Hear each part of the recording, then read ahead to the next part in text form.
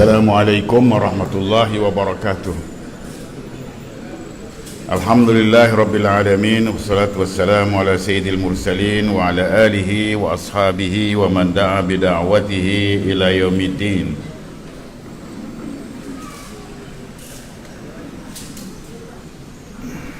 Saudara Presiden Wadah Tuan Haji Ahmad Azam, yang berbahagia Datuk Profesor Dr. Ridwan Osman, pengurusi Majlis Syura Kebangsaan,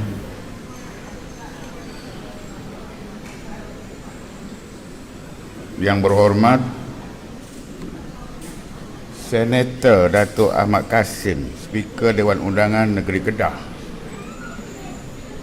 Saya tidak tahu betul ke tak betul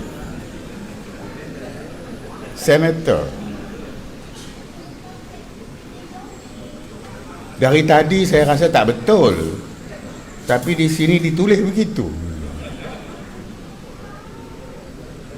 Maaf kalau tak betul. Tak betul. Yang amat arif Datuk Dr. Muhammad Naim Muftah, Ketua Pengarah Jabatan Kehakiman Syariah Malaysia, Tuan Haji Kamin, dan rakan-rakan sekalian yang saya tak ada sebut, yang saya tidak dapat sebut satu persatu tanpa mengurangi hormat saya kepada semuanya. Alhamdulillah saya dapat ikut serta dalam majlis yang namanya Sarapan Amal dan Bicara Ambang Ramadan.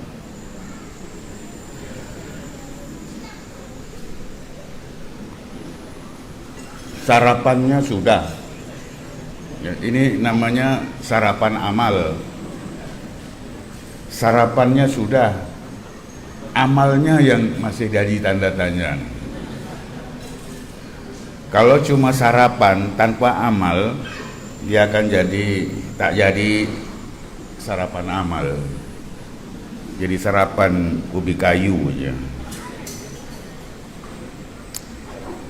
Tadi disebut bahwa saya dapat menyempatkan diri untuk hadir di tengah kesibukan program-program yang besar-besar.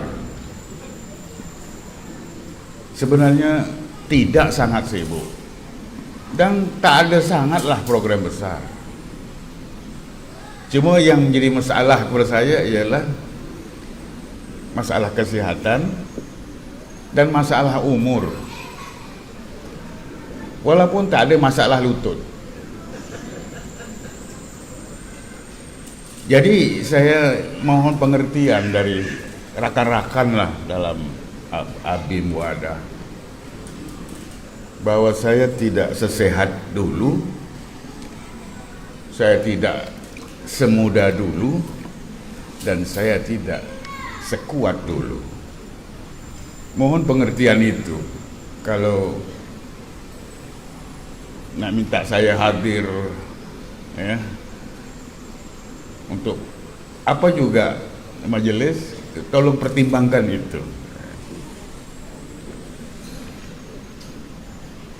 Saudara sekalian, menjelang Ramadan, yang bagi kita orang-orang gerakan, tentu Ramadan itu suatu yang sangat istimewa. Kita punya cara sendiri memaknai Ramadan itu yang mungkin berbeda daripada orang awam. Ya. Bagi orang awam mungkin ini kesempatan untuk beramal karena pahalanya berganda-ganda. Hanya itu, mencari pahala. Ini dikatakan iman orang bisnis. Orang bisnis ini kan nak cari untung, itu aja perkiraannya. Jadi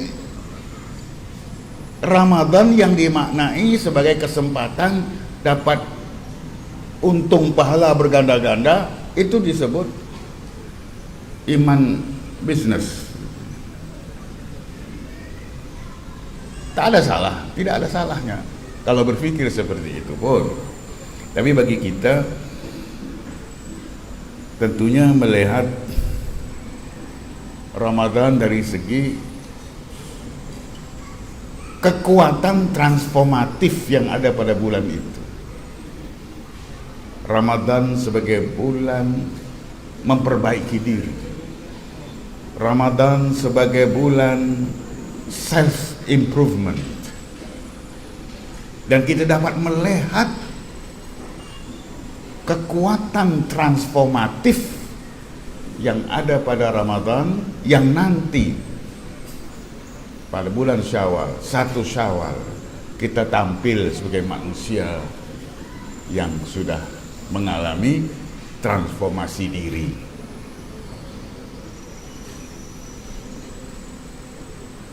Karena sesungguhnya pada bulan Ramadan ini kita dibersihkan. Kita melakukan proses tazkiyah. Dan juga kita melakukan penyehatan diri. Sehingga diri kita akan menjadi lebih sehat. Tidak cuma jasmani, lebih dari jasmani ialah kesehatan rohani. Kita harus sehat. Tidak cuma jasmani, tapi rohani. Saya pikir ini yang tidak banyak kita perhatikan. Kesehatan jasmani, Masya Allah, sikit-sikit ke klinik, sikit-sikit ke klinik, sikit-sikit ke klinik. Nah, tadi pun kita sembang pasal pemeriksaan kesehatan yang sangat perlu. Ya, dan banyak kabarnya orang yang melakukan secara reguler pemeriksaan kesehatan. Tapi bagaimana dengan kesehatan rohani Anda? Nah, ini yang harus kita pikirkan menjelang Ramadan ini. Bahwa kita harus melakukan amal yang menyehatkan rohani kita, dan kesehatan rohani itulah yang namanya takwa. Yang la'allakum tattaqun, itulah penyehatan rohani manusia. Rohani yang sehat ialah rohani yang bersih dari segala penyakit rohaniah, amradul qulub, penyakit hati, termasuklah penyakit bakhil, penyakit kedekut, ya, penyakit materialistik dan sebagainya. Karena itu rayuan saudara presiden tadi akan disambut oleh mereka yang rohaninya sehat. Dari mereka yang masih menderitai penyakit rohaniah, termasuk kebakhilan, kedekut, dan tamak dan materialistik, saya pikir rayuan saudara Azam itu takkan disambut. Jadi berjaya atau tidak rayuan saudara presiden tadi akan ditentukan oleh kesehatan rohaniah kita semua. Karena sesungguhnya bulan Ramadan ini adalah bulan pembebasan kita semua dari kongkongan paham dan jiwa kebendaan.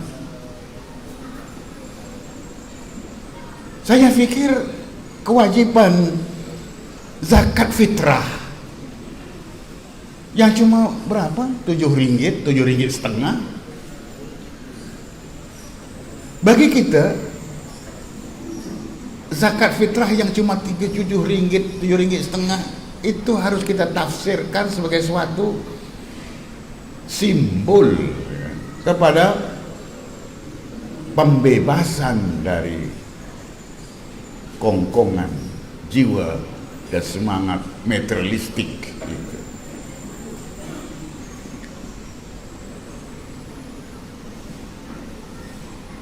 Zakat fitrah itu juga harus ditafsirkan sebagai lambang kepedulian terhadap orang lain, kepedulian sosial, kesolehan sosial.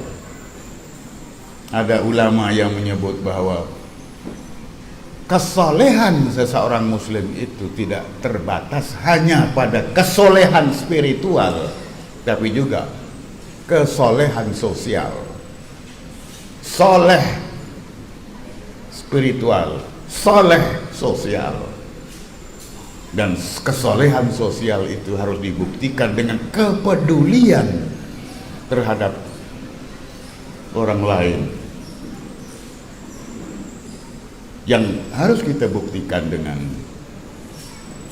berbagai cara, termasuklah dengan infak. Kita jadikan bulan Ramadan sebagai bulan infak. Ya.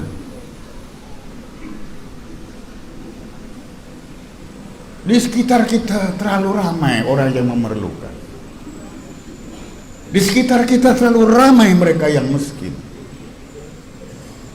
Malah saudara presiden mengaku bahwa kita bertanggung jawab meletakkan banyak ramai kaki tangan petugas-petugas kita di bawah garis kemiskinan.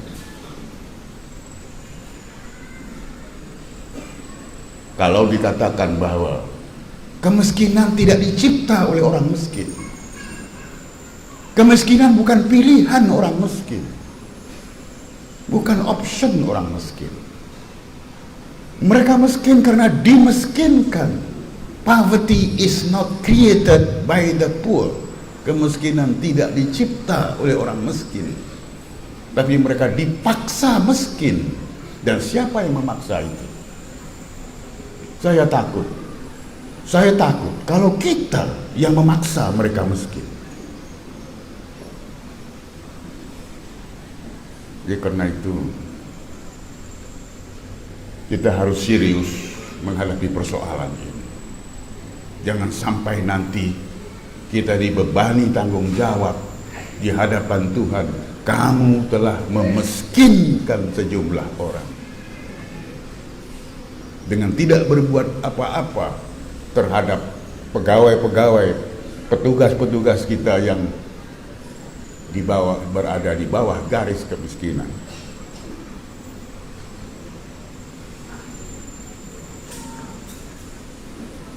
Saya ingin membuat rayuan khas pada pertemuan ini. Pertamanya, sokong projek saudara Azam, sokong projek saudara Kamin yang nak buat surau. Itu surau yang namanya surau, yang namanya musalla adalah tempat yang paling disenangi, yang paling disukai oleh Allah. Tapi saya mohon, di samping itu semua, jangan lupa ya, College Darul Hikmah.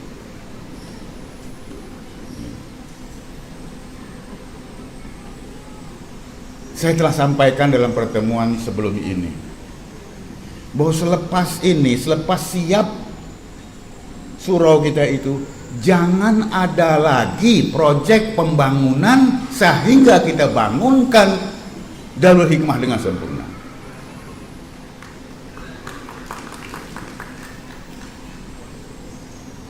Dan saya berjanji kepada diri saya sendiri, kalau ada pembangunan apa-apa selepas ini ya, tanpa pembangunan Darul Hikmah, kalau saya diundang lagi untuk sarapan, saya tak akan datang lagi.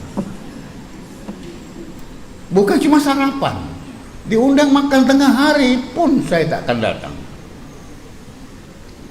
Ya, apa ruginya saya tak datang? Silakan aja kalau itu pilihan Anda.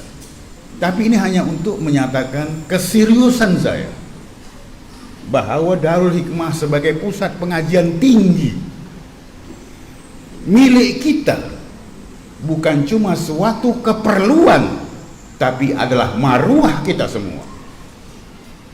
Bagi saya persoalan Darul Hikmah bukan persoalan keperluan kependidikan semata-mata, ia adalah maruah kita semua. Apa Anda tidak malu punya pusat pengajian tinggi yang dibina pada tahun 80-an, yang begitulah keadaannya? Tak perlulah saya ceritakan, Anda tahu sendiri. Jadi kalau Anda setuju bahwa itu maruah kita, berbuatlah sesuatu. Saya sudah kepanasan. Udahlah, saya sedang panas. Pancaran matahari pula menumpuk ke saya. Jadi terima kasih atas perhatian semua. Wassalamualaikum warahmatullahi wabarakatuh.